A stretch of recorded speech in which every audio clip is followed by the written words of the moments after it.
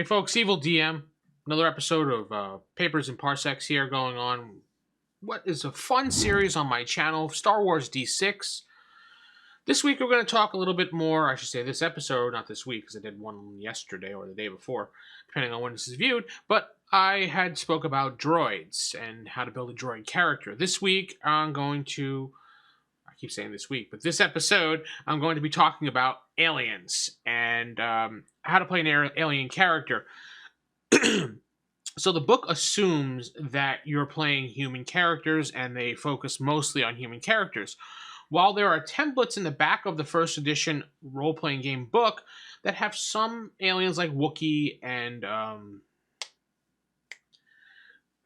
couple of Montgomeryan and another one, Ewok. That's it. I couldn't think of the word. Ewok was another one in there as well, which you can basically play. But if you want to make up your own race, which you can do, there's a bunch of things if you flip to page 81 that you have to ask. How do they breathe? What do they breathe? Air, water, methane? So these are some things you have to consider. What do they eat? What are they? They like fish. They like plants. Are they omnivores? Do they get energy from the sunlight like plants? How do they? What are their habits? What kind of environment do they evolve in? How do they reproduce? What kind of culture do they live? What type of attitude do they have? What type of manners do they have? All these various things are questions that can be asked in the game when you're generating up your own character.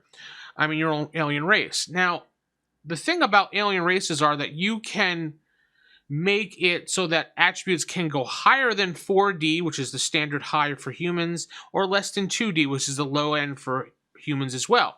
So you can decide where you want to go with that. Maybe you get the high is a 6D, maybe the low is a 1D. It really depends on how you want to make that alien race and how you want to distribute that. So with that said, there's a whole bunch of questions that you can ask, and the standard 18 dice worth of attributes and 7 additional for skills applies, and you can have your character do whatever you want, name it whatever you want, and play that way. But say you don't have the time for that and you just basically want races that are in the Star Wars universe itself because you just like the iconic races of the world or the universe. If you flip back to that the Star Wars source book from first edition, we actually have a full chapter, but I'll give you the cover real quick. Star Wars source book. There we go. So here we go. And then you flip to page...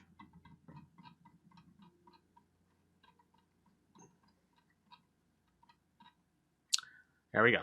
Page 70, and we start talking about alien races and how to play them as a player character. This book goes into detail, giving you all the races, and with Ewoks, they mostly just say, go to page 125 of the book, but these are the average stats of what an Ewok would have. They go over the races in detail, and for example, the Gamorreans, they give you... Here's the basic average stats. If you want to create a Gamorrean character, add 6 dice to the following below, and you get your character. So whatever the min-max that your GM allows for the Gamorreans, usually it's going to be a 5 is the base, but it can be higher than that. You can add your dice to this, and voila. Ithorians are another one.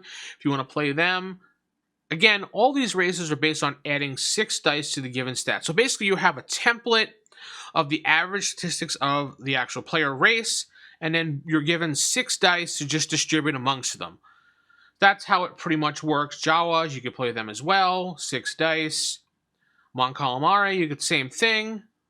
Here are their basic statistics right here. You add to that, but for this one, they want you to go to page 131. So what you could do in these situations here is take the average here, add 6 dice, and allow them to go as they want to please. Or you can head over to page 131 of the player's the first ebook and just use that right there. But I think you want a little more customization. Those templates are a little bit boring, and you want to be able to just make it your own. You don't want to be the average guy there. So I would say take these average things and add d6 to them as well.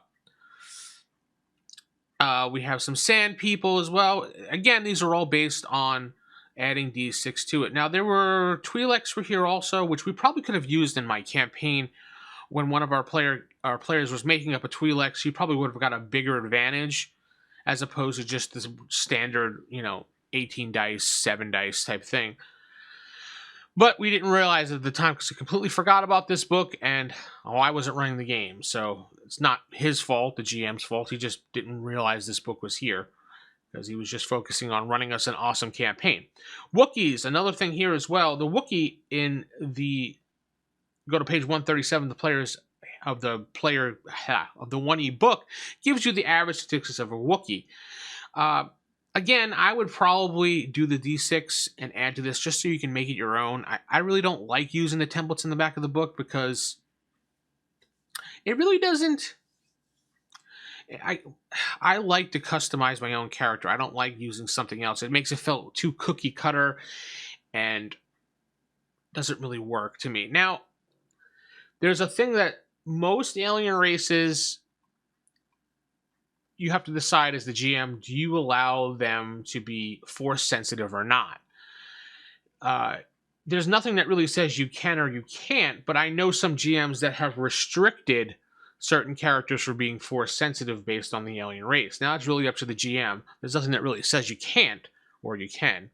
But I would assume anybody is force sensitive as long as they take the right things and adjust their character appropriately. So that's basically how you would do the alien characters, and I'm a type of person that just sticks with playing human. I'm not really interested in playing the alien characters. Yeah, some people might think that's boring, but I mean, it might be fun to play something a little bit different once in a while. A Twi'lek might be fun, or a Thorian might be fun. Maybe a Grimoire like brute bounty hunter would be kind of cool to play. But then you have to get around the whole thing of, not being able to speak common, have to have your own language, so you have to kind of do languages and add to that. So it's really how you want to play your campaign and how you want to set things is how the characters will interact. I highly suggest that you have a session 0, sit down with your group, and figure out how things are going to roll, who's going to play what, and how accepted they are in the universe, of course. Not every race is accepted everywhere. There's always going to be some type of hatred or non-like. Because don't forget, when playing droids, like we talked about in the last episode, something I forgot to mention, droids are always problematic and people don't always accept them. Like my character I'm playing in Roll Higher Dice, The Fallen Order, or Fall of the Order, excuse me, he doesn't like droids so much. So there's always that. So there might be some races in here. So take that into consideration before playing these races. With that said, tell me what you do for alien races. Have you created your own? I really haven't created my own because I like to stick with the Star Wars universe itself. But it might be fun to actually sit down and answer those questions that are over here in the book. Right here on page 81 of the aliens.